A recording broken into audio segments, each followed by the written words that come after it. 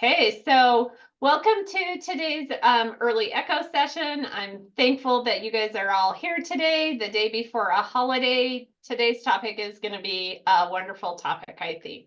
If you've not taken a minute, please put your name and contact information into the chat. We are recording today's session, so they are on our Canvas page as well as our YouTube channel. You can go back and review those, share those with colleagues, however you want to utilize that. They're for educational and quality improvement. Echo, I see a lot of familiar faces, so I'm happy to see you all again, but we are an interactive community. So please, if you feel comfortable, turn on your camera so we can get to know each other. Just like that conversation I was having with Tammy beforehand, if we were all in person, we'd be having conversations. So virtual could be the same way. Put your comments and questions into chat. Kurt Phillips, one of our hub members, helps monitor that, so he will make sure that they get asked. You can also just raise your hand, however you want to engage with us today. We do talk about the families that we work with, so please make sure that you are protecting their privacy. De-identify any information. If you have any questions about that, you can reach out to one of our hub members. They all have an asterisk in front of their name, so they're easier to find in the chat. Key components of an echo session are always a didactic speaker with a case presentation and recommendations from all of the amazing people on the call today. You guys all have such a wealth of information. So sharing that with everybody is super helpful. And then to build up that professional networking. So realizing that somebody like Martha might say something in my breakout session that I really am interested in. I now know that I can reach out to Martha to find out more information about what she talked about. So it's a way to build us all across the states that we're collaborating with, as well as just outside of our own individual programs. Take a minute and rename yourself. It's always nice to know what your job title or your profession is, or what agency that you work with. So if you can rename your profile, that is always super helpful for all of us on the call too.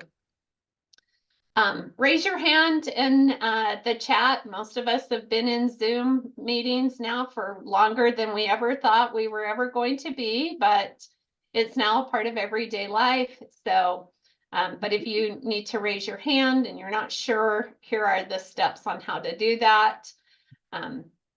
Throughout today's session, we will be dropping in the survey registration in order to get a credit of attendance or a certificate of attendance. We do ask that you complete those surveys. Those surveys, a huge thanks to everybody who fills those out. They help us take this information back to our funders to say, this is who we're reaching. This is how many people we're reaching. And it helps us be able to keep these professional development sessions free of charge and with the caliber of presenters that we have. So thank you. And that's how we send out those credit certificates.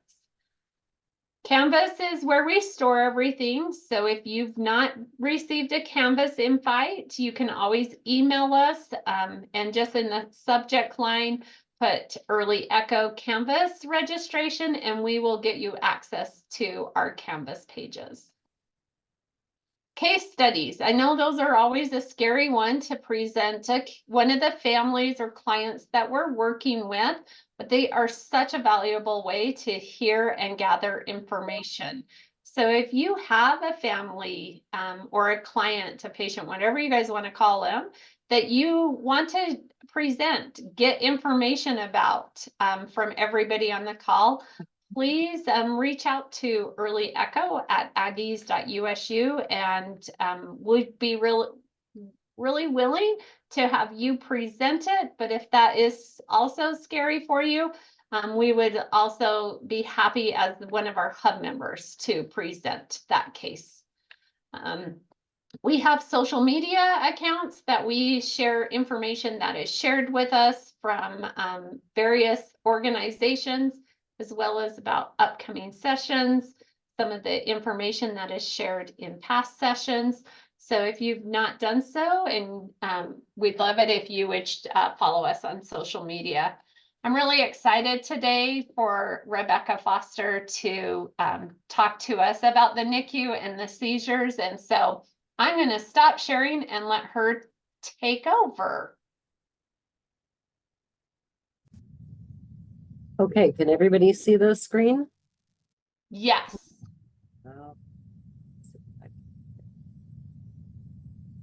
All right.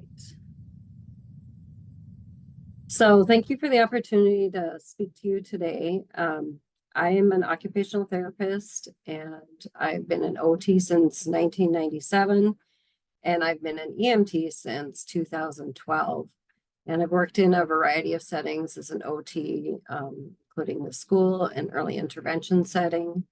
And then for today's presentation, I did partner with a nurse. Her name is Jenna Green, and she has worked several years in the NICU setting, and just recently in the last year or so switched over to the school setting to work as a school nurse. And so we were able to collaborate to put the information together. She's a brand new mom and didn't want to come on screen today, but she was very willing to collaborate to put the presentation together for you today. So just knowing that we do have that experienced NICU input as far as the information we share for that. So the first thing we're going to talk about is what a seizure is. So basically a seizure is abnormal electric and chemical activity in the brain.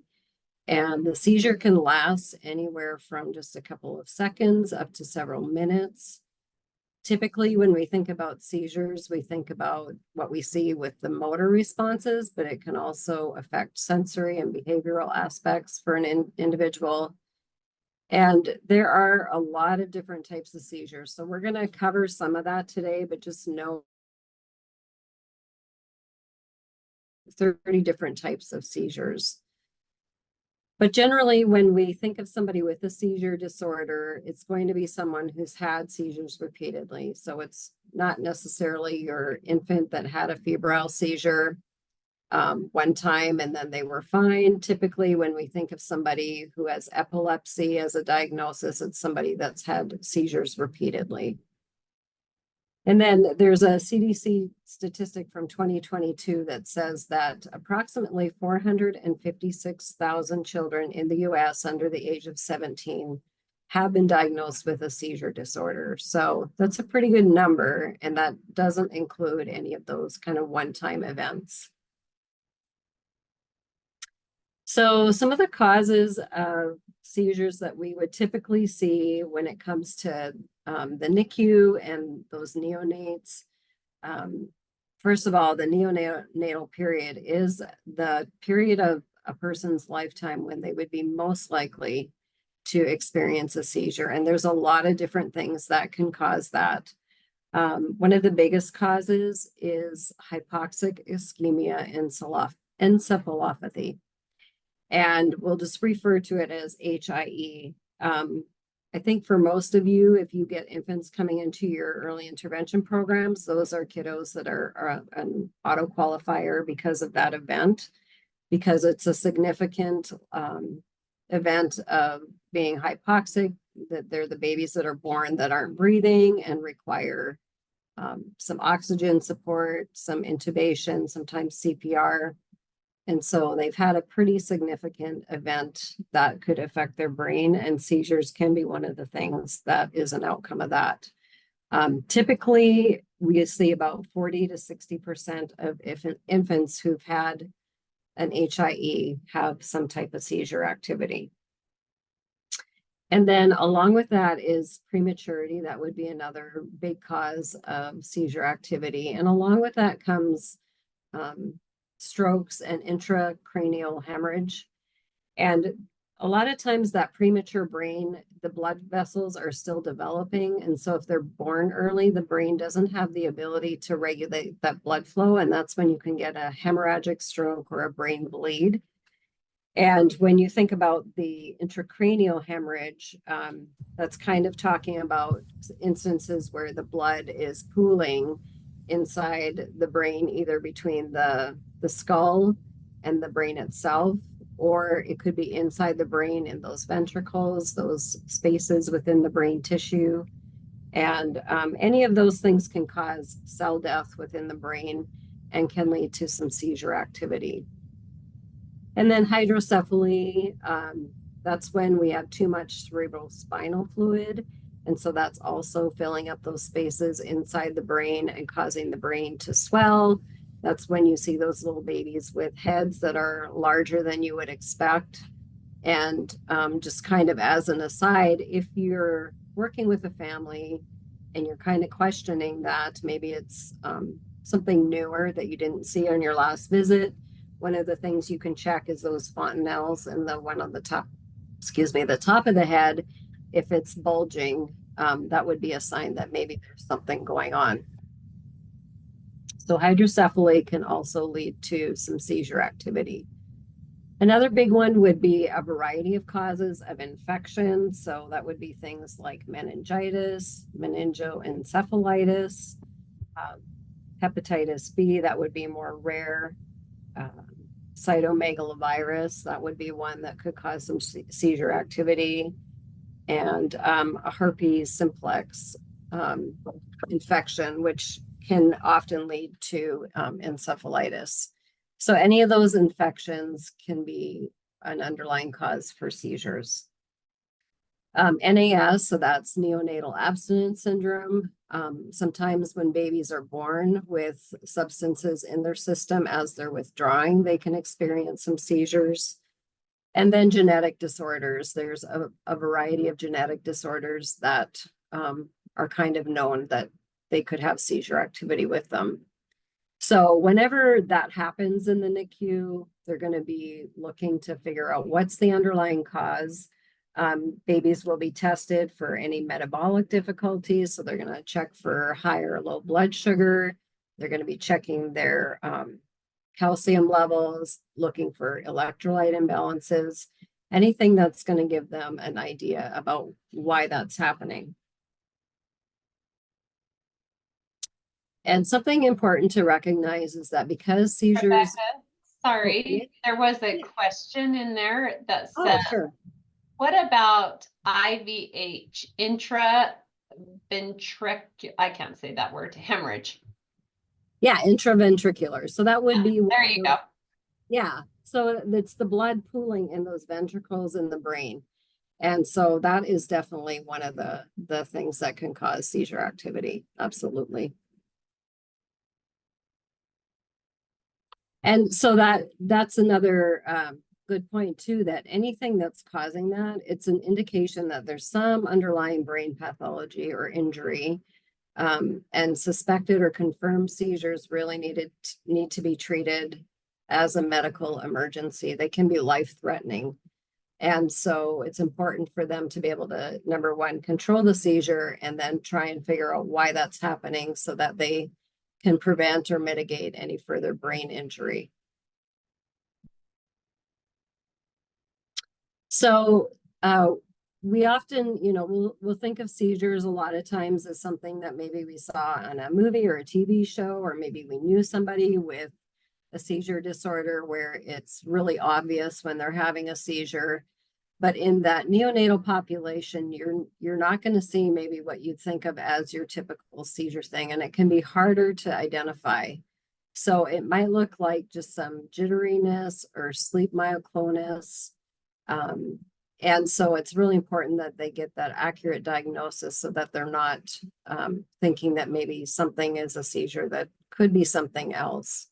One of the big clues that can help identify whether it is seizure activity is that it's going to be looking very rhythmic. So it'll be like a rhythmic tick of the arm or leg, maybe a flicking movement of the tongue, maybe some bicycle movements of the leg. And so if you see that, let's say, you know, a baby's pretty newly discharged home from the hospital, maybe they were an auto qualifier for HIE, didn't have any seizure activity in the hospital, but now they're home, and parents commenting on, you know, there's some movements that they weren't expecting or seem a little bit unusual. One of the things you can do is put some pressure on the arm or leg and see if that will cause the movement to stop. If it's really a seizure, that's usually not going to stop the activity. So that arm would keep twitching or jerking, even though you put a little bit of pressure on the limb. And the other thing to really watch for is a disturbed tremor versus undisturbed tremor. So disturbed would be like when baby's feeding or when you're doing a diaper change. It's some type of routine activity that they're engaged in with you that is, you know, maybe getting them out of a sleep state or a calm alert state. So that would be a disturbed tremor. That is within the range of normal. You'll often see that. Sometimes you'll see it after a baby's done feeding or when you do that diaper change. But if it's not provoked, if the baby's just laying there calmly and all of a sudden you start to see those movements, that would be what they would refer to as an undisturbed tremor. And then that's something that would be a little more concerning, and you would want to encourage the parents to contact their pediatrician and kind of talk about it, see if they could get some video footage on their phone or something that they could send the doctor just to kind of check that out a little bit more. And I found a video that Jen and I both really liked as far as giving you an idea of what that looks like. So I'm going to play this for you.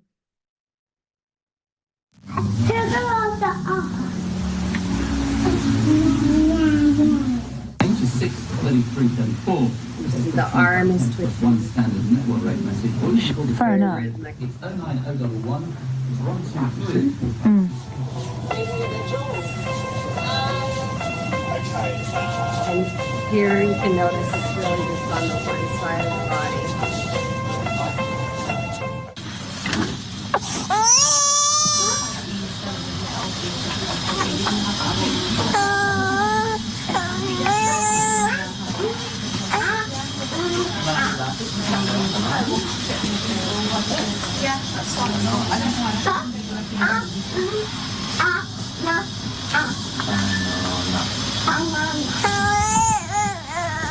There you can see kind of the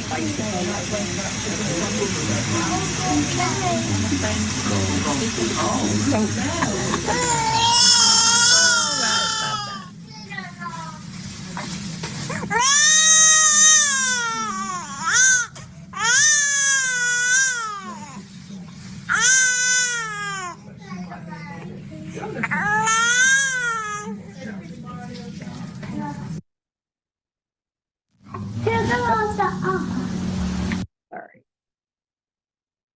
Okay, so that gave you a really good sense of what that looks like when we talk about those kind of jerking, twitching, rhythmic movements. Could be just one side of the body, could be some of that bicycle movement you saw with her legs. So anything like that where she's just laying there and nobody's messing with her, she's not having anything done to her. So that would be very much an undisturbed tremor. So when we think about, you know, if this is happening in a neonatal brain, a baby that's a couple weeks or even a month or two old, you know, they may not have that diagnosis of epilepsy yet at that point, but we need to be very concerned because the long-term outcome could be that they have cognitive delays. Sometimes the damage to the brain that can happen could lead to a diagnosis of cerebral palsy. And the seizure activity in the brain can cause some cell death or accompany cell death in the brain due to that, whatever that underlying reason for the seizure activity is. So just kind of underscores the importance of getting the diagnosis, getting the treatment, and figuring out what's going on. Typically, seizures are treated with phenobarbital with that age group. You might hear with older kids, toddlers, you might hear Keppra is one of the ones that they use. Sometimes they have to double up because it takes more than one thing to get seizure activity under control. You might have some breakthrough seizures at certain times, when there's like a triggering event. But in general, you'll see kids coming home on phenobarbital that have had the seizures in the NICU. And there is some research now that talks a little bit about the potential for negative developmental outcomes related to phenobarbital. But when they did a systematic review with Cochrane in 2023, they found that, you know, phenobarb was still the frontline medication. That was the one that was recommended most for use and most effective with that neonatal age group. So in early intervention, we might see these NICU babies come home with a seizure diagnosis or something that could develop later, depending on what the underlying cause is. But we also see kids with seizure activity for a variety of other reasons. So I just picked a few that would maybe be the more common things that we would see. So genetic epilepsy, if you do some research on epilepsy, the Epilepsy Foundation has a ton of really good information. And there are some underlying genetic conditions that are connected to epilepsy, as well as genetic syndromes that we know can increase the risk of having a seizure disorder or having random seizures. So I picked Down syndrome as one to kind of look at some statistics for, and 1 to 13% of kids with Down syndrome may experience seizures, but it typically, you wouldn't see it until later in childhood or maybe into young adulthood. So it's not something that we would typically see with that population in early intervention, but it's a really good thing to know that that is something that could possibly accompany that child's diagnosis, particularly if they have other health concerns that come along with the diagnosis. If you remember back to our sessions on Down syndrome, you know, heart issues can go with that. And if that heart issue led to a hypoxic event where their brain wasn't getting oxygen, that could be a trigger for a seizure. So just always keep that in the back of your mind whenever you're working with a child that has some type of genetic or chromosomal diagnosis, that is something that increases their risk. And another one that we, of course, see a lot of is autism spectrum disorder. And there is a percentage of kids, they're saying approximately 26% of children with autism do have a dual diagnosis of epilepsy. So that's more than a one-time event. And that would be compared to 1% of kids in the general population. So again, they say it often doesn't develop until later on, but I know for sure that we've had kids that we work with where, you know, there's some events that you wonder, is that seizure activity? And sometimes it takes a while to figure that out. I worked with a little girl who got an autism diagnosis right before she aged out, but they had questions about seizure activity with her starting from like infancy, 8-9 months, and they'd done some testing back then and never saw anything. But eventually they ended up putting her on seizure medication because even though they couldn't catch it, she kept having these events that really looked like seizures. And then she did end up with the autism diagnosis as well. So things to keep in the back of your mind, even when you're working with kids with other needs. Another one would be babies that have had traumatic brain injury, like a shaken baby syndrome baby. And sometimes they come into foster care. And so then we'll see them pretty early on. And they're definitely a baby that's high risk for seizure activity. So as you kind of learn what to look for, that's a really great thing to keep thinking about. So they can do some genetic testing related to epilepsy. And the reason why that's important is so that they can find out what would be the most effective anti-seizure medication. I mentioned earlier, there's a couple different ones that you might see kids being put on, and sometimes they know based on the type of genetic testing that they do and what they learn that maybe one medication would be more effective than another. Sometimes it's helpful if you have a child diagnosed with epilepsy and it's been really hard to treat and keep the seizure activity under control. Genetic testing might give them more information as far as underlying things go. And they're going to be looking for other neurodevelopmental or neurological symptoms. And then anytime there's a family history of seizure disorders, it's another really good reason to be looking at doing genetic testing. And so when you think about, you know, kind of the family picture, if there's other family members, it's great for them to get tested because then you can start to see that inheritance pattern. And for families who might be thinking about having more children or close family members who are thinking about starting a family, it's a really good information to be able to make those medical and reproductive decisions, looking at their future. So we're going to talk for a little bit about different types of seizures. So like I said at the beginning, there's a lot of different kinds. And so these are some general categories. So we have the convulsive type of seizures. That's when you do see a lot more of that motor movement. A tonic-clonic is one that includes both a stiffening of the muscles, which would be the tonic phase, and then the clonic phase is more that rhythmic, symmetrical movement of the body. So thinking about that video you saw, that would be more like clonic movement.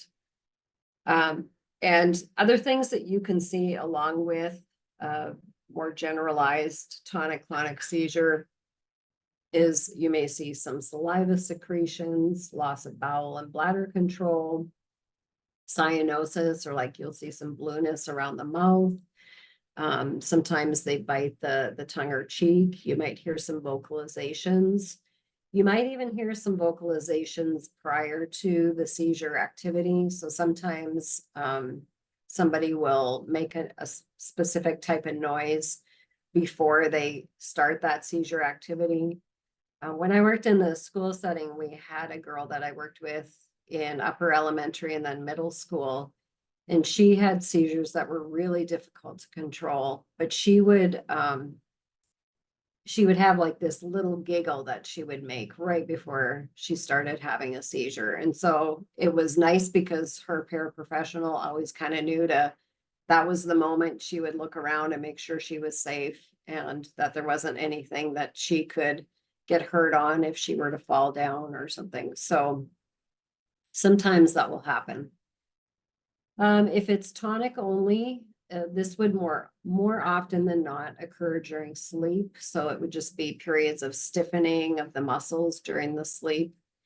And then clonic, like I said, it's more common in babies, but it is more rare that in the older population that you would only see that. And then atonic would be the loss of muscle tone. So that's when somebody would just kind of drop. They would lose all their muscle tone in order to be able to sit or stand. And so they might fall to the floor. And that again is pretty rare. Myoclonic is short jerks of the muscle or a muscle group. Sometimes it can just be the upper body, but it could also be the whole body. So it's going to look different from the tonic-clonic in that you have the tonic-clonic includes the periods of time where you have the stiffening of the muscles as well as some of the clonic movement, whereas myoclonic is just the short jerks of the muscle. And then if a seizure lasts more than 5 minutes in the medical world, they're going to refer to that as status epilepticus. And that just gives you an indication of that was a more major seizure. So if you ever saw that in a child's medical record on an intake, you would know that that's going to be a child that has more of a significant seizure disorder. You might also see terminology such as generalized versus focal or partial. So a lot of times the tonic-clonic is going to be a generalized seizure where the whole body is involved. And then a partial or focal seizure is just one part of the brain. is being affected by the seizure activity, and typically just one side of the brain. And so it's going to look a little bit different. That might be when you would see more of like the eyes deviating or the tongue coming out of the mouth or something like that, where it's not a whole body thing. Okay, so then we have our non-convulsive seizures. The big one that I think a lot of us are aware of and sometimes wonder about with kids, especially those kids on the autism spectrum, is the absence or absence seizure. How you say it kind of depends on where you went to school. But basically it's a brief lapse in awareness and activity, and it really looks like the kid is just kind of zoned out.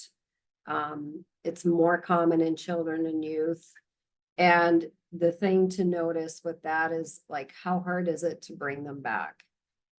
If they're zoned out and they just are really not at all aware of their environment and they're hard to bring back to the moment, that could raise some questions.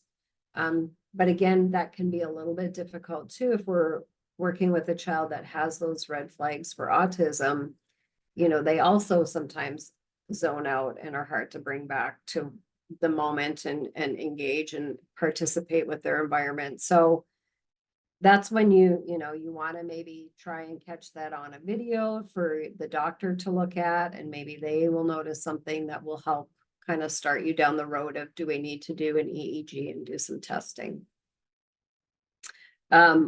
When you get into that school age, it is a little bit easier, because if they can communicate with you, then you start to find out that there's some gaps. So like if they're sitting in a classroom and they have an absence seizure, they're going to kind of miss little chunks of information, and you're going to start to notice that their learning is affected. They might have a hard time following directions because they miss chunks of the directions. So it's a little easier to tell in older kids. And then with the non-convulsive, that's when we have some of the lip smacking or tongue movement. I was on an ambulance call not too long ago where a lady was having seizure activity and her tongue was deviated and then kind of jerking out in and out of her mouth, and then her eyes were deviated to one side. And then you might see something like some twitching. A lot of times the facial twitching will go with some eye deviation, jaw clenching. So jaw clenching can be concerning if they're struggling to swallow, because then you're kind of concerned about an aspiration risk. And same thing with that cyanosis. You want to be super aware of, is that cyanosis a sign that maybe their breathing is being impacted by the seizure? Always keeping in mind that seizures can turn into a life-threatening situation if they're not breathing well. So things to watch for, and can also help you make that decision about whether or not you need to call 911. And then sensory changes can be something that come along with the non-convulsive seizures. Just taste or smell sensation that's unusual can happen. Again, with little ones, that's really hard to be able to learn about, because they're not going to be able to tell you that. And then after the seizure is done, often people will go into what they call a post-ictal phase, and that can look a little bit different for different people. For babies, you're going to notice probably a change in mood and behavior. The baby could be really fussy and difficult to console. They might be tired and sleepy. A lot of times they'll want to take a long nap. When I was a teenager, actually, my parents fostered kids with disabilities, and we had a little guy in our home for a while who had had encephalitis as an infant and developed a seizure disorder because of it. And when he had a seizure, he would sleep for 3 or 4 hours, and then he would wake up so grumpy. He was like really crabby. And so that was kind of his post-ictal phase. He was really hard to console. Another thing that they might experience is headache, stomach upset, some type of pain. Again, with infants, that's so hard to know. So you're really going to be looking at kind of that fussiness, that difficulty to console them, to know maybe what's going on. And then depending on, like maybe if it's a focal seizure, there might be some residual weakness or numbness in some part of the body. So there are some things that can trigger seizure activity in somebody with a seizure disorder. Withdrawal from prenatal exposures we talked about at the beginning in that neonatal phase. That could be a trigger to start seizure activity, as well as illness and fever. And then as an infant or child gets older, we probably all know somebody whose child had a febrile seizure where they had a high fever, they spiked and then had a seizure because of that. But then if you have an established seizure disorder or a diagnosis of epilepsy, illness can be a trigger for additional seizure activity. And when I was talking to Jenna and going through the material, she was telling me that in the last year, she had a student at the elementary school where she was working. And this little guy had a known seizure disorder, and he would be fine while he was ill, but it was those 2 or 3 days after he was over the sickness and back to school that he was most likely to have an unexpected seizure. So just knowing that illness as a trigger can happen in the moment during the illness, but it could also happen kind of in that short term after the illness has resolved. A growth spurt can be a trigger because medications are based on weight. And so if the child grows a lot, then the medication may no longer be at a therapeutic level. And so then they might start having what they might call a breakthrough seizure. And so then they just need to get their medication adjusted. Sometimes lights, flickering or flashing lights can trigger a seizure. Missed medications. So if you have a family where maybe they really struggle with that med routine, making sure they get the medications at the same time every day, that could be a trigger, because then again, the medication might not be at a therapeutic level. And then a poor sleep schedule, kind of that lifestyle, inconsistent routines can be a trigger for some babies and young children. So let's say we're at a home visit and we're working with a family. Maybe we know they have a seizure disorder, maybe we don't. And all of a sudden we start to see something that's very obviously a seizure. If the child has epilepsy as a diagnosis, or they're saying, you know, we think they have a seizure disorder, you're going to let the parent take the lead if they feel like they know what to do. Typically, a parent will have an established amount of time with their medical provider, as far as like what they're going to do before they call 911, or what they're going to do before they use that backup medication, that emergency medication.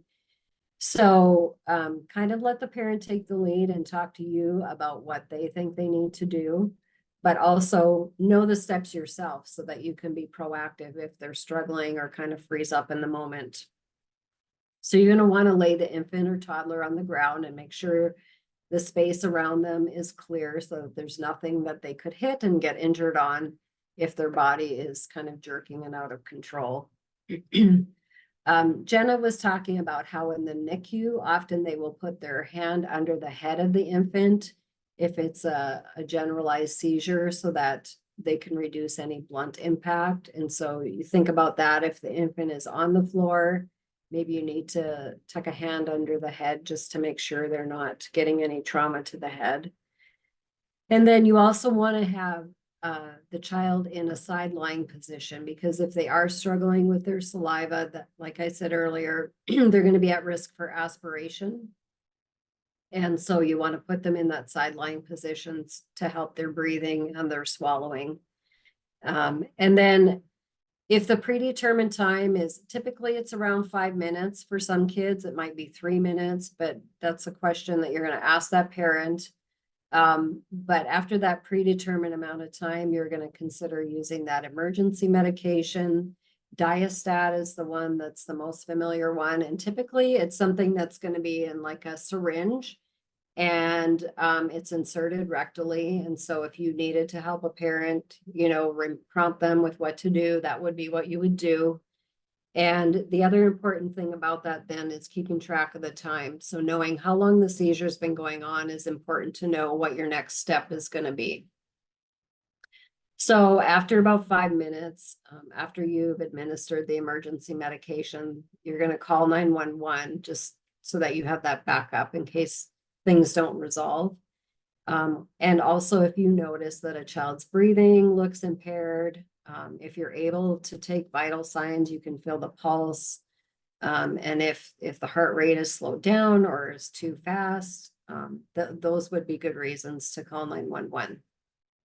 If it's a brand new seizure, if this child's never had a seizure before, then you know, your first question will be a fever. If they spike a high fever, most of the time parents are going to be aware of that, and you're probably not going to be in the home at that time, hopefully not, but getting a temperature would be the first thing to do. If the child has not been ill and they don't have a fever, you might be thinking about, is there a possibility that there's been a child abuse situation, shaken baby, anything like that that could have caused trauma to the child? Maybe ask the parent, has the child fallen off the bed, or did they have any type of fall that could have impacted the brain and caused some type of trauma that could trigger a seizure? And again, you're going to want to keep track of the length of time that the seizure's been going on. So if a child has a known seizure disorder, parents can download an app onto their phone that's like a quick, you get on the app and you can start a clock and start keeping track of the time. But you can always like pull up your stopwatch on your smartphone and start the top stopwatch and keep track of the time. But time is going to just help anyone taking care of that child know at what point we need to take further steps to make sure they're going to be okay.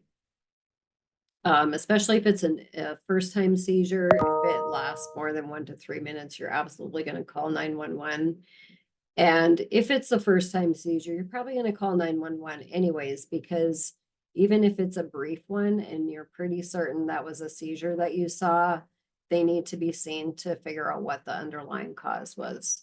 So even if it's a febrile seizure, babies usually come into the hospital and get checked out to make sure there isn't something else going on. And most of the time, we're not going to be there for that, but if we are, it's good to know what to do. Okay, even though this is a NICU session, I did want to talk a little bit about transition to preschool services. Because a lot of times, you know, we might start with that baby that came into the program due to that HIE and they've had some seizures. Maybe they have ongoing seizures, or maybe they've done pretty well, but they're still on a seizure medication. You definitely want to make sure that that's part of your transition planning with the school district. So when you're working with the school district, making sure that they get medical history, whether that's through the background information in your evaluation report that you send them, excuse me, but making sure that they know that that seizure disorder is there and that they're on medication for that. And then the school district will make sure that that health questionnaire is part of the school paperwork packet, and that they can fill that out. And then the health history involving seizures will trigger the involvement of the school nurse in the transition plan.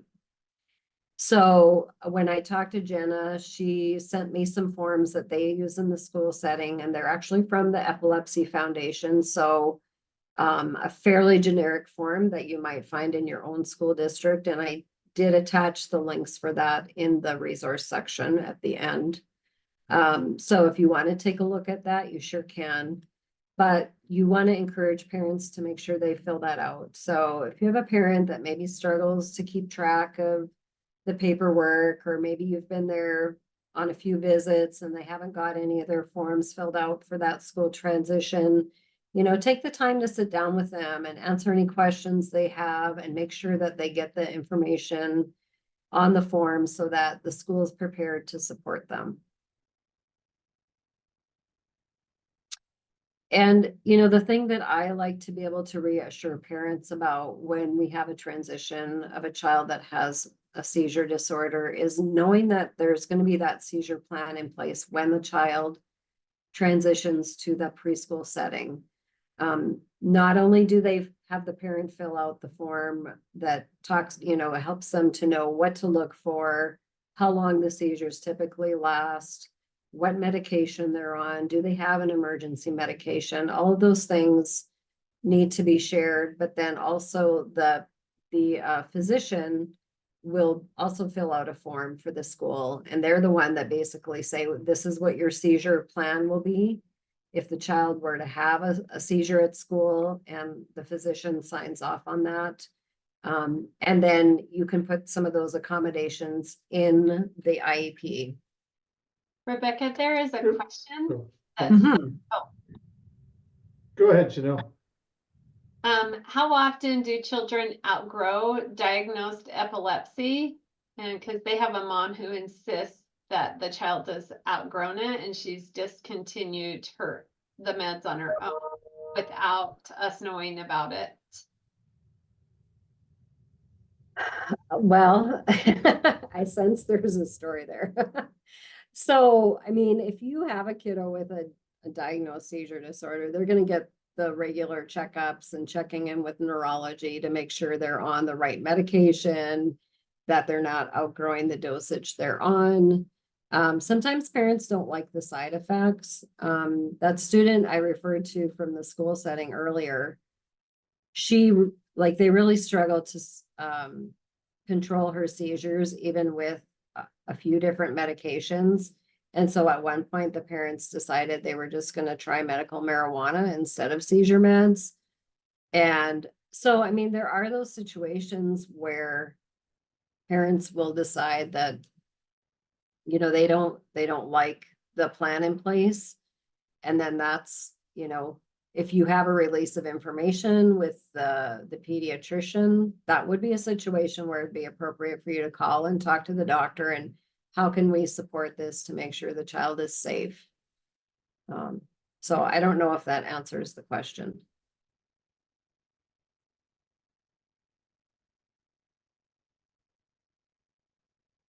Hopefully. But yeah, I mean, this is Nancy. I have a little bit of info. My sister was diagnosed with absence seizures as an elementary student, and she did outgrow those. So there is some childhood epilepsy that they do outgrow. But if they're diagnosed as an infant, you certainly want to keep them on medication until the doctor says, we don't need this anymore. Yeah, thank you, Nancy. Yeah, so if it's like I guess back when my kids were little, the trend was if there was a febrile seizure, you'd put them on phenobarbital for a year and then you'd try and wean off and see what happened. Now the current trend seems to be you get one free seizure, meaning if you have a febrile seizure, they're not going to immediately put you on medication. But then if it happens again, then you're probably going to end up on a medication.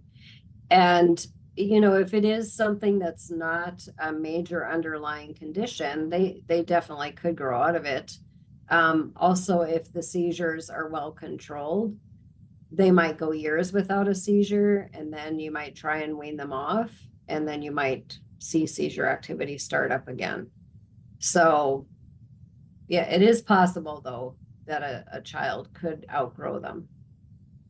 So there's another question there, Rebecca. You can probably see the chat as easy as I can, but what is the role of intracranial infections in the etiology of neonatal seizures was one of the questions in there.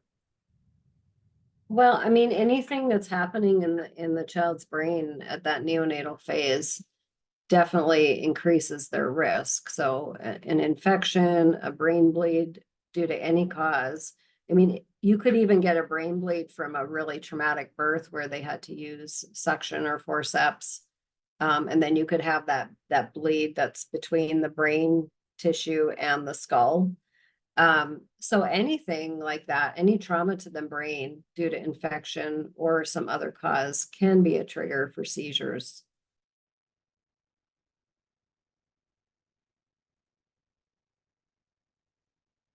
I think we're kind of at the There's- end, so are there There's any one more other question, questions? Rebecca.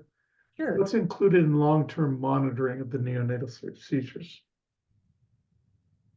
Well, you would be referred to a neurologist, and you're gonna have the EEG, you're probably gonna have an MRI to look at what's going on in the brain. Because if there was a brain bleed, they really want to know if there's damage to certain areas of the brain that could lead to other developmental delays. So you're going to be monitored by a neurologist, and you're going to probably have periodic EEGs to look for any seizure activity. And then MRIs, that would be depending on what the underlying condition is, as well as the genetic testing if they feel like that's warranted.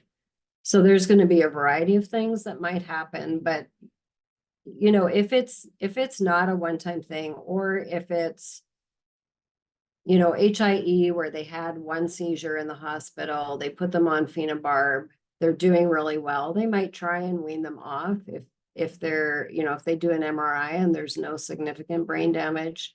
So there's no one answer to that question. It just really depends on what the underlying condition is and how the child is developing, how they're doing on the medication.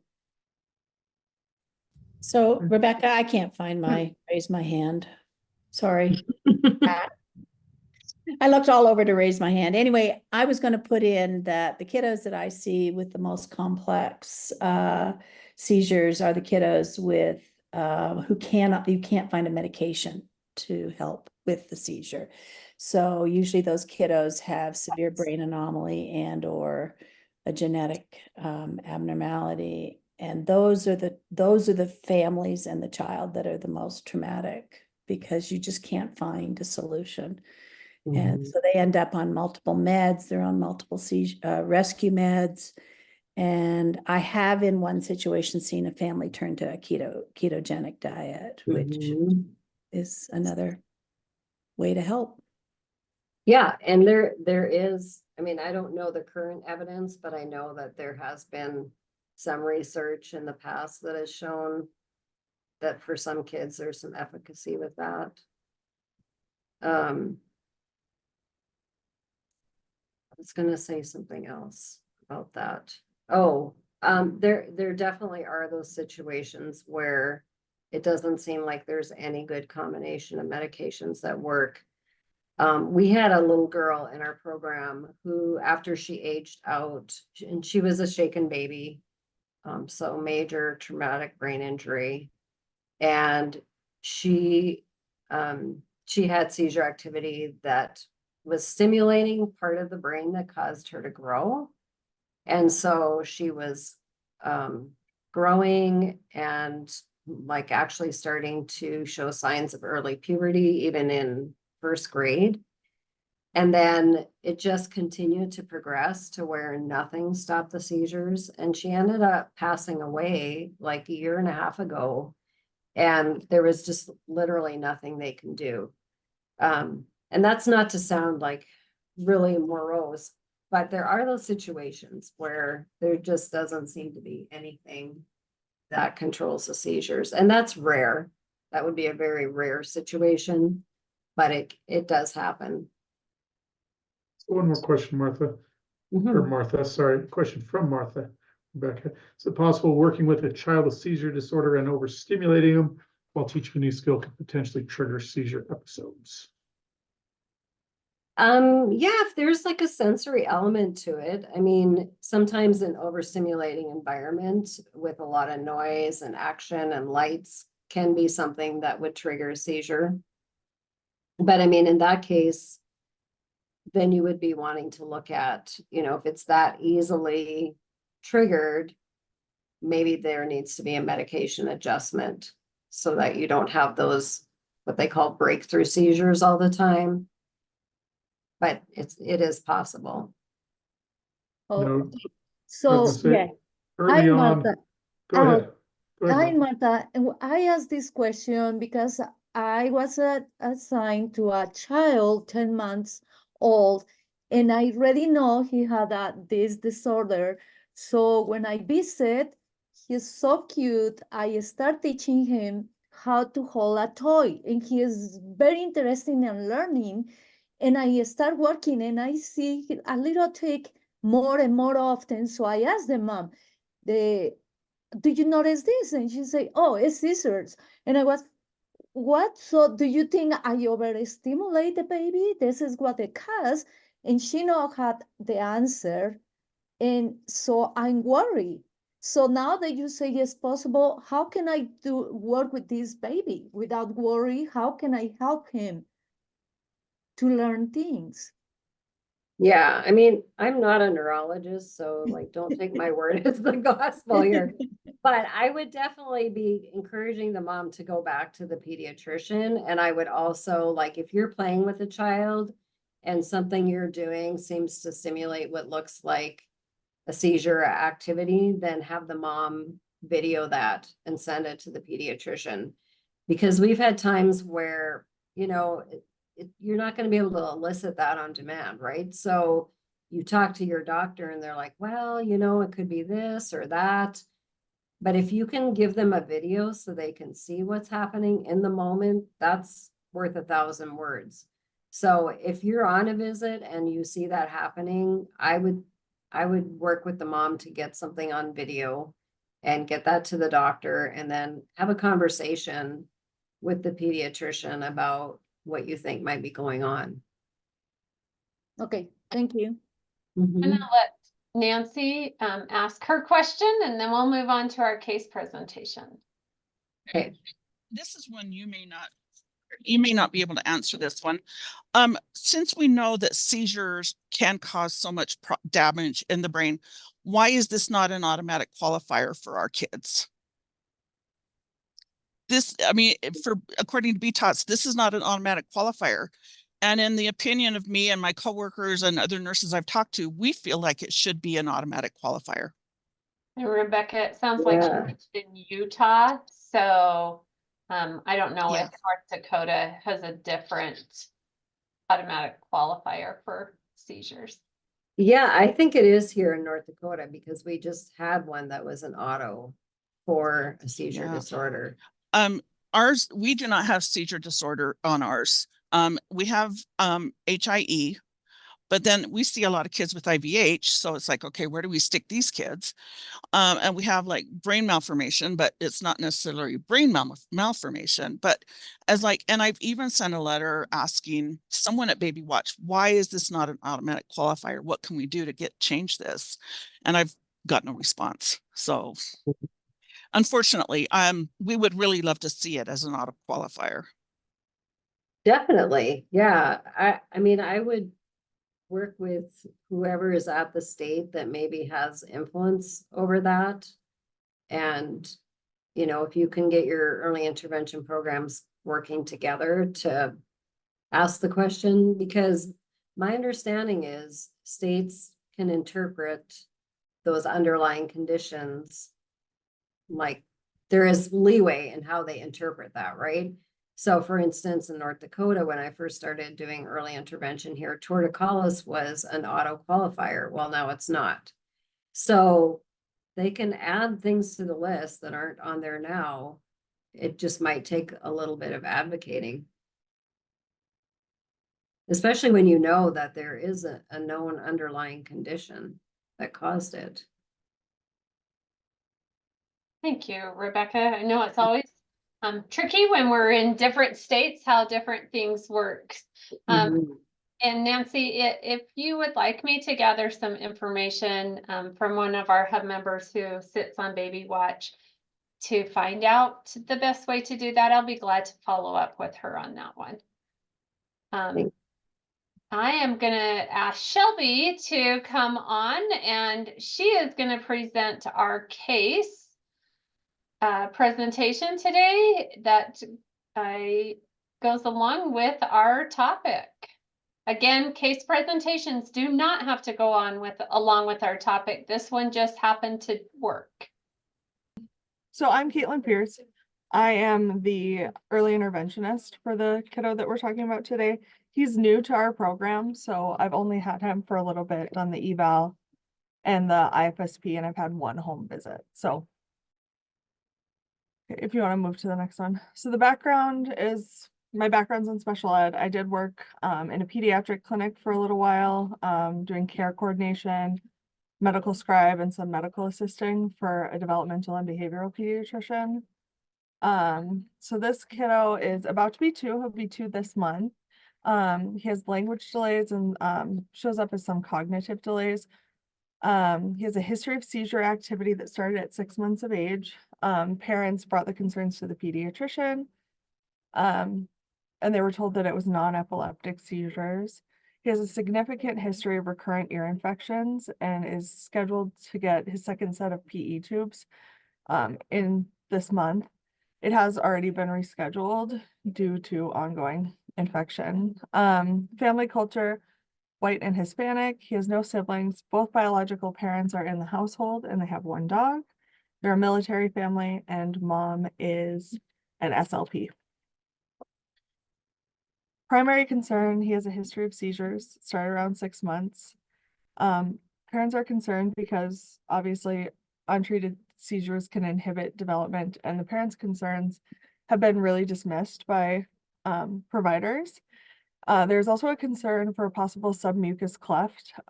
His direct SLP noted some factors. They are supposed to be doing a nasal endoscopy when he gets his tubes to kind of explore that a little bit more. So at 6 months, parents took the child to the pediatrician due to seizure-related activity, shaking, jerking body, and he was inconsolable afterwards. They did go to the pediatrician with videos to make sure that the pediatrician saw what they saw. They were referred to a neurologist in Grand Forks, which is about 3.5, 4 hours from where we are. And they did both a 1-hour and a 24-hour EEG. The 24 hours when he was 8 months old. The doctor dismissed parental concerns and advised them to sleep train and that would solve the problem. Parents have also notably not gotten the official results from this, despite requesting it, and it was not sent to his pediatrician.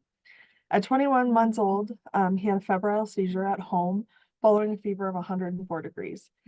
He was transported to the ER where they could not bring the fever down past 102 and was discharged with a later diagnosis of strep a few days later. Since then, he's had 4 febrile seizures between April 2024 and June 2024. Details, his sensory system he's always had some sensory concerns, aversion to some food textures, seeks proprioceptive input consistently, running, crashing, jumping, etc. He does have some aversion to clothing material. He talks almost exclusively with a closed mouth posture. He also uses an AAC device to communicate. Also notably, between his eval for his direct SLP and our eval, which were February to May, there was a significant regression of skills, potentially due to 1 PE tube falling out, but also the concern is that it may be related to seizure activity. Goals right now, he's just enrolled in our program. We're focusing on expressive communication, strategies to improve sleep, and social emotional self-regulatory skills. Barriers, it's really difficult to access specialist medical care here. In town, we have primary providers, but if you want to see any kind of specialist, you basically have to travel at least 2 hours. There's a real limited amount of specialists in the state. And then parents continue to bring concerns to their pediatrician and are being dismissed. Common triggers when he's got illnesses, high fevers, or ear infections, we're noticing, obviously, he's had 4 significant febrile seizures in a 2-month period. As a baby, he needed to be fed on his side and elevated because there would be drainage from his nose and mouth. He still struggles with food and rubs his nose after eating just about anything. He really struggles with sleep, especially staying asleep. He wakes approximately every 45 to 60 minutes and needs a parent in the room to help calm him in order to sleep. Approaches tried. The child has had a 1 hour awake EEG, which they were told was normal, had a 24-hour EEG in May of 2023. They trialed acid reflux medication for that drainage from his nose and mouth. He attends weekly direct speech therapy, and he's currently enrolled in an early intervention program. We're kind of looking for some resources for his expressive and receptive language, because there is that closed mouth posture, and he's a bright kid. Like, he has a lot of really good skills, but it's very difficult to get him to communicate. He tries, but it's like very difficult to understand. It's just kind of intonation with his mouth closed. Sensory suggestions to help with behaviors. He is seeking so much sensory input since these seizures have started. We're having significantly more tantrums. Tantrums are lasting longer. It's more difficult to disrupt that once it starts. And parents noted like a behavioral change and a personality change where he was more irritable for an extended period after weeks after. He needed a lot more input. He needed a lot more help to regulate and to cope. We're just looking for some suggestions or ideas to help with sleep. Parents have to follow a very rigid routine in order to get him to sleep. And he just doesn't say, oh, does he snore? Have his tonsils taken out? I'm not sure. Sorry, I'm the parent of the child. My name is Judy. He does not snore, but he is a noisy sleeper, if that makes sense. His tonsils and adenoids have been looked at, and although they were enlarged, they said that they would not take them out. We have asked for a sleep study from his pediatrician several times, and the last time we were a little upset because she kind of rolled her eyes at us, saying that toddlers wake up at night. So we're still pushing for that because our insurance won't cover a sleep study unless we have a pediatrician referral. Mom, is Yes. it possible for you to come to Salt Lake and stay for a couple of weeks and see specialists at Primary Children's?